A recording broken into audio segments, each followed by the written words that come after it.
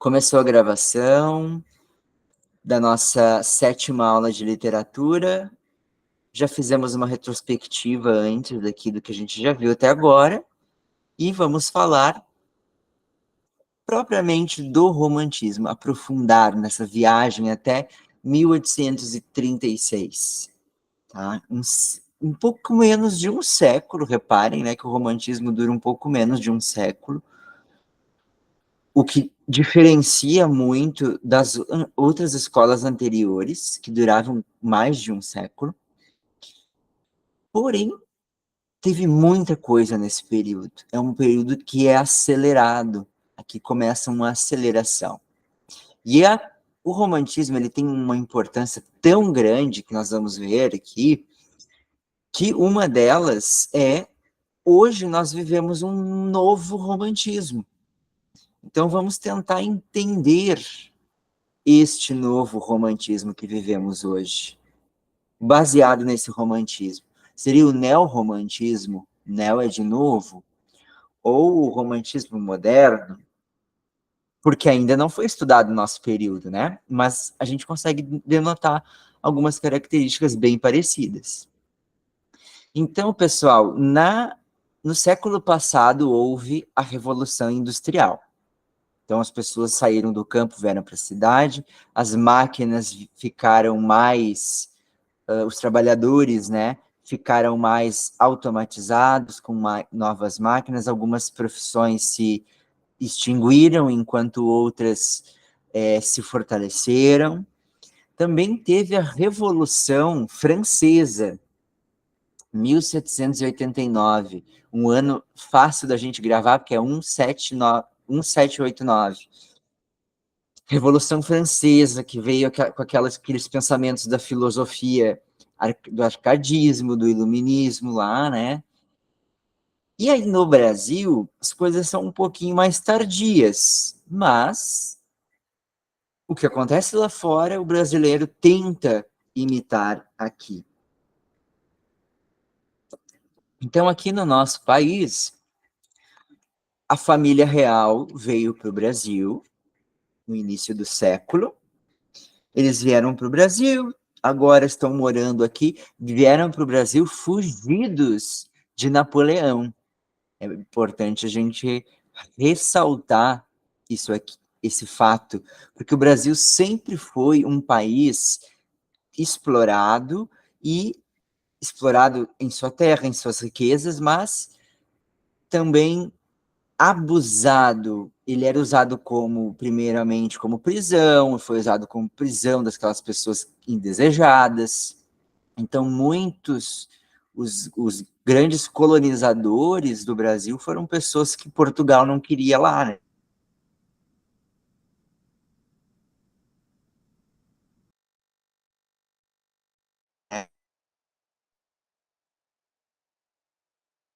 O que acontece?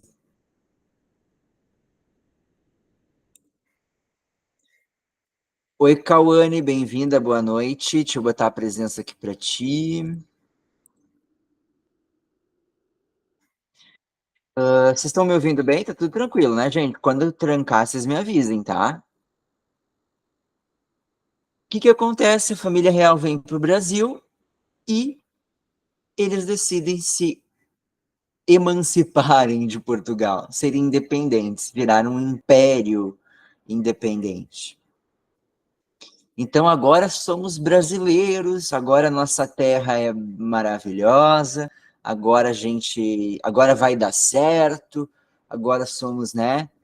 Uau, um povo independente, mas ainda havia escravidão aqui. A escravidão é em 88 desse século, depois do romantismo, né? Então a gente está vivendo um período de escravidão aí. Então, estamos ainda sobre o Império, agora o primeiro Império do Brasil, finalmente. Dom Pedro II. Aí vem a ideia de nacionalismo. Reparem que o romantismo vai falar muito de ideias, ideais, tudo é idealizado no romantismo. o que seria o mais perfeito, é fugir da realidade, quase. Então vem a ideia de nacionalismo, agora vai dar certo, somos brasileiros com muito orgulho. O amor platônico, que é aquele amor inalcançável. Então, o romantismo cria o amor? Não, não é o romantismo que cria o amor. Porque na Grécia a gente tinha as deusas do amor, nós vimos aquele poema arcadista na aula passada, que falava de amor, mas falando da natureza, com as características do arcadismo. O romantismo é um amor idealizado. Qual é o melhor amor possível?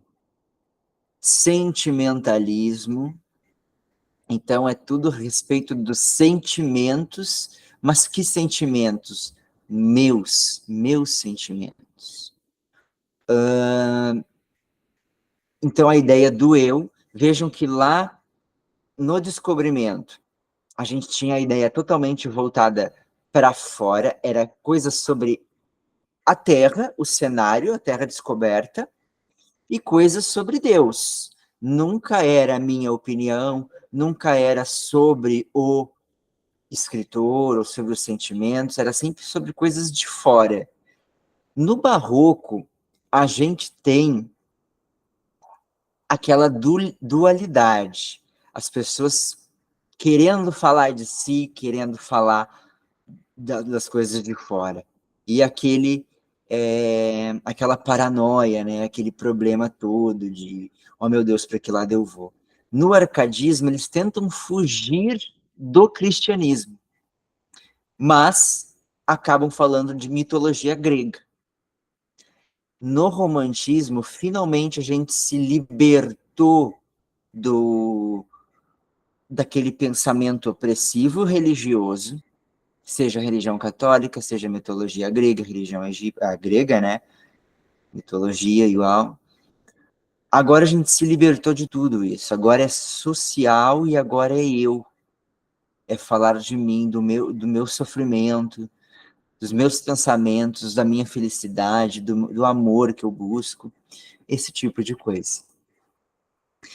Então vejam que vai se transformando o estilo, as possibilidades de fala, de se comunicar, e vamos ver o que virá à frente, né? Então, essas são a cultura romântica da época. Ah, uma outra coisa, né, importante da gente falar. Com essas revoluções que aconteceram, principalmente com a Revolução Francesa, o povo ganhou mais poder. A classe média subiu, né, ela ascendeu. Antes era sempre a nobreza. Agora a classe média também tem um poder. E o populacho também começa a ganhar destaque. A gente vai ver aqui uma obra, Os Miseráveis, do Victor Hugo, que é uma obra que fala exatamente sobre isso. Sobre uma pessoa marginalizada. O público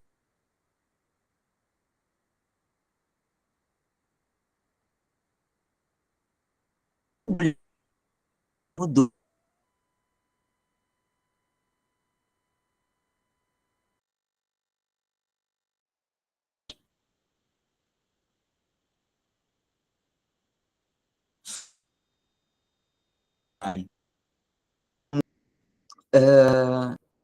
Tá travando? Vamos ver. Alô? Tá tudo bem? Estão me ouvindo direitinho agora? Agora voltou. Tá. É um momento muito interessante da nossa história. Vamos ver o próximo slide. Ó, aqui a gente tem a Revolução Industrial. A Revolução Industrial foi o período de grande desenvolvimento tecnológico que teve início na Inglaterra a partir da segunda metade do século XVIII e que se espalhou pelo mundo, causando grandes transformações. Ela garantiu o surgimento da indústria e consolidou o processo de formação do capitalismo.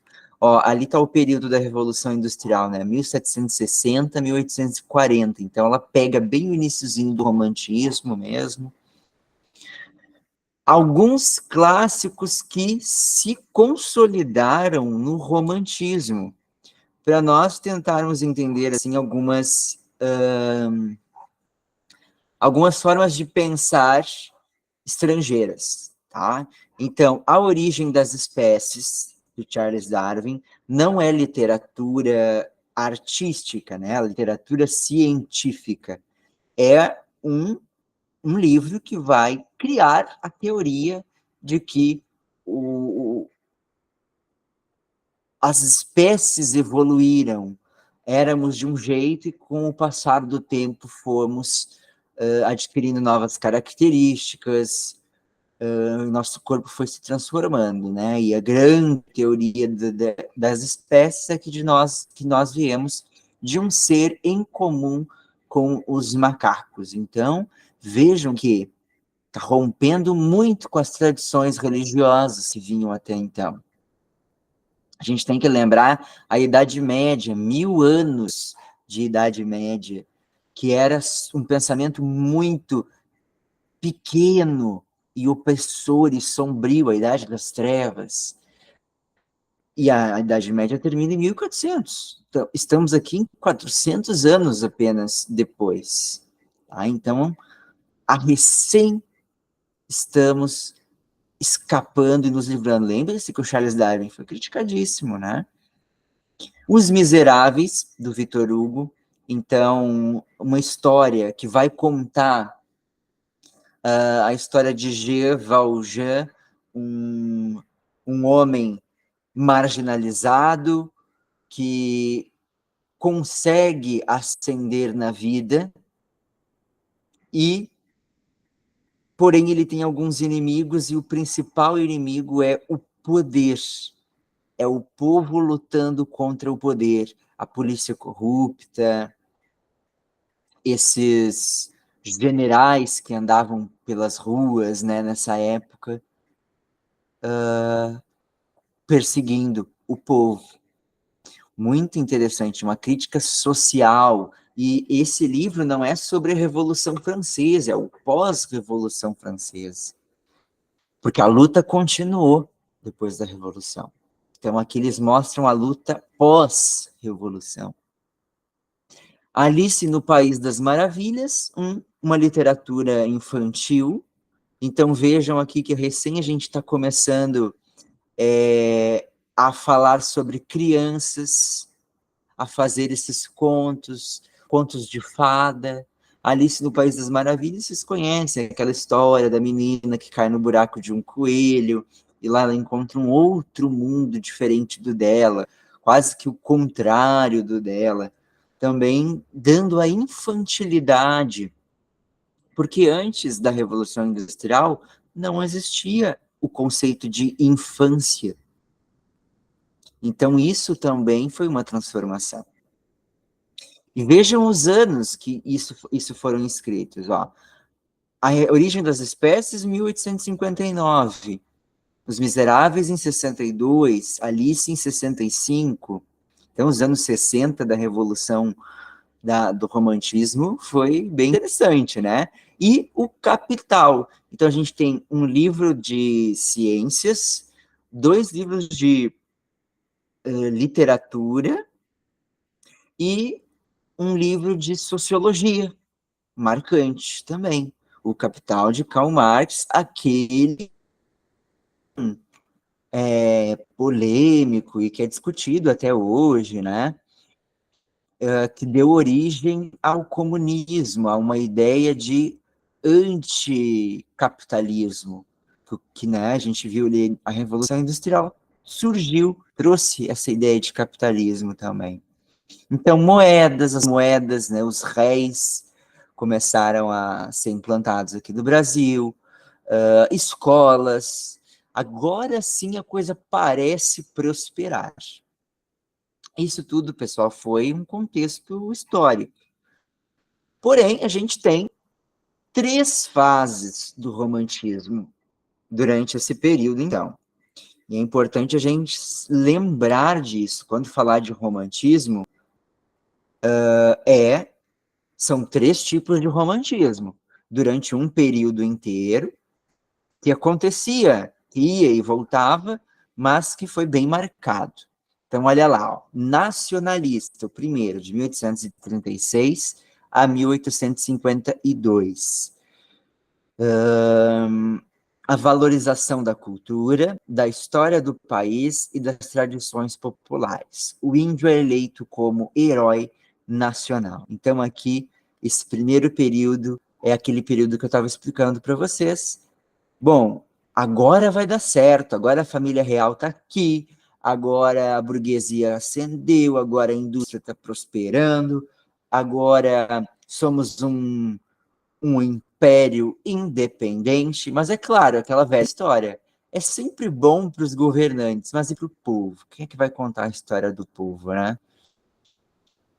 Então, aqui nesse período, vamos valorizar a cultura brasileira. E qual que é a cultura brasileira? Para eles era o índio.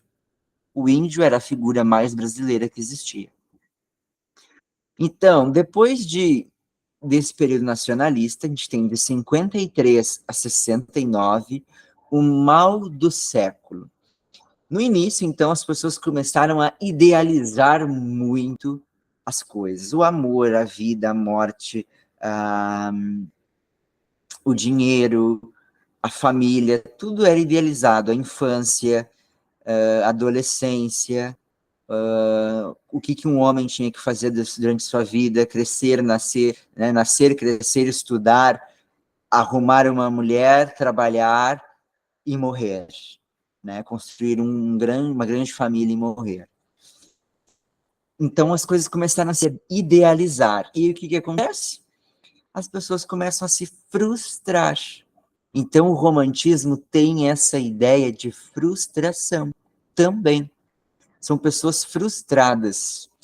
E reparem, no início da aula, eu disse para vocês que hoje nós vivemos um neo-romantismo, um novo romantismo. Reparem que a mesma coisa está acontecendo. As redes sociais trouxeram para nós uma ideia romântica de vida. Uma vida onde tu tem vários amigos, tem várias... As pessoas deixam curtidas para ti. Então, aquilo é uma idealização de que eu estou sendo aceito, de que eu sou bom, de alguma forma. Amores, padrões de beleza, a perfeição, todo mundo quer ser perfeito nos dias de hoje. E aí a gente tem esse sofrimento, essa coisa do eu, as pessoas estão muito egoístas, e agora, depois da pandemia, eu tenho notado que as pessoas não têm se olhado muito nos olhos, não. Não sei se vocês notaram isso, mas as pessoas estão mais distantes, ficaram mais distanciadas com essa questão da pandemia. E muito voltadas para si. Mal do século do romantismo também. E não tivemos um momento de nacionalismo ao mesmo tempo, não temos ideias revolucionárias também, a terceira fase do romantismo. Mas olha ali, o mal do século, aspectos negativos, marcado pelo egocentrismo, negativismo, pessimismo, dúvida, desilusão, boemia, exaltação da morte, fuga da realidade. Depois desse período, de 70 a 80, né, 81, 11 anos, revolucionária, fase revolucionária, véspera da abolição da escravatura, esse período aqui. Precedia 20 anos, né? Quase 30. Pessoal, literatura libertária e social, focada nos problemas sociais, sionismo. A gente vai se aprofundar em cada uma dessas fases, vamos ler textos sobre delas, né, escritos nesse período, que vai se surpreender. Quem já conhece o romantismo talvez não se surpreenda tanto, mas eu fico assim deslumbrado com esse período, foi um período muito interessante, mas um período muito errôneo, porque idealizou. E esse romantismo permanece até hoje, a ideia do amor perfeito, as mulheres sempre sonham com um príncipe encantado, os homens também sempre sonham com a sua princesa. Tem essa coisa assim, nós somos criados dessa forma, coisas que o romantismo vem e conta pra gente, tá? Vamos ver aqui. Que engraçado.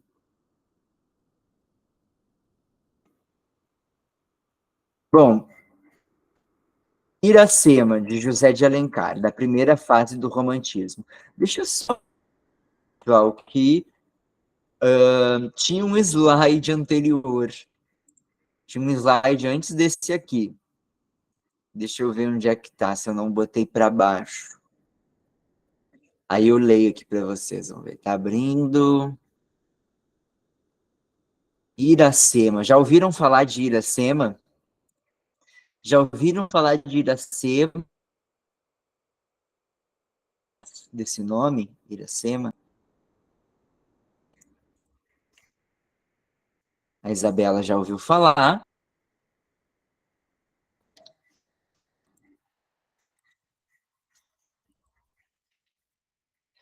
Ai, meu Deus, a internet está muito lenta. Que pena. Peraí, deixa eu ver se eu não consigo abrir em outro.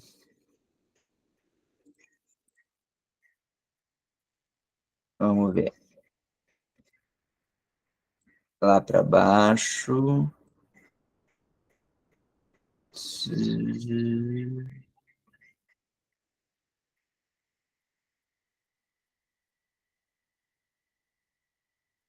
Não, da fase, mas não tem a primeira. Bom, mas a primeira fase, pessoal,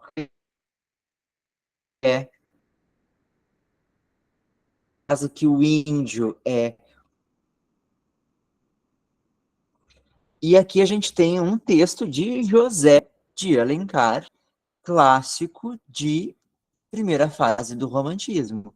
José de Alencar é autor de novelas. Sim, né? As novelas inspiradas na obra de José de Alencar. Ele é um escritor romântico. E o idealismo dele é de Iracema, a beleza da mulher, a mulher ideal, a mulher perfeita. Essa mulher perfeita, as curvas perfeitas, tinha a boca perfeita, tudo era perfeito, ela era uma índia perfeita. E por que uma índia? Para ser nacionalista. A personagem não é uma deusa grega, como estava sendo no arcadismo, e sim uma índia brasileira. Então aqui a gente começa a ter essa ideia que se espalha pelo povo, né? Não se esqueçam que o povo vai se contaminando. Vamos ler um trechinho aqui de Iracema. Ó. Além, muita terra que ainda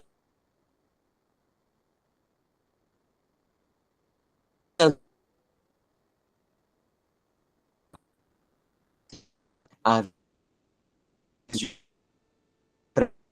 a vir intocada e com algo tentador, algo que faça com que a pessoa que tinha os cabelos mais negros da graúna, mais da graúna, que seu talho. O favo de Jati não era doce como seu sorriso, nem a baunilha rescindia no bosque como seu hálito perfumado. Mais rápida que a corça selvagem, a morena virgem corria o sertão e as matas do Ipu, onde cambiava sua guerreira tribo da grande nação tabajara.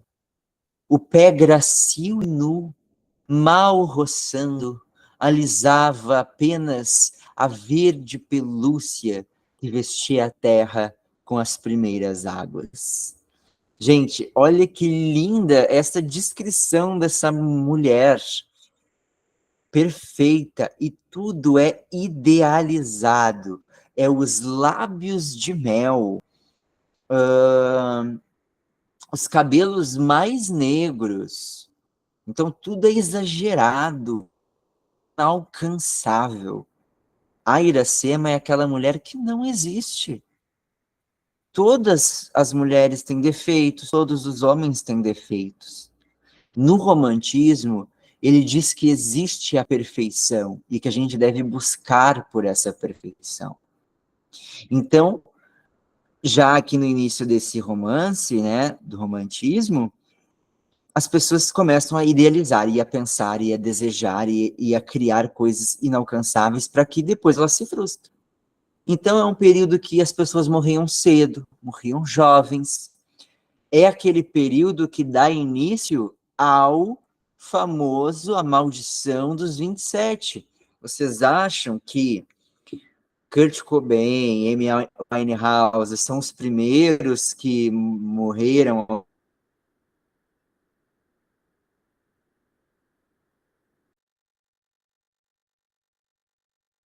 aos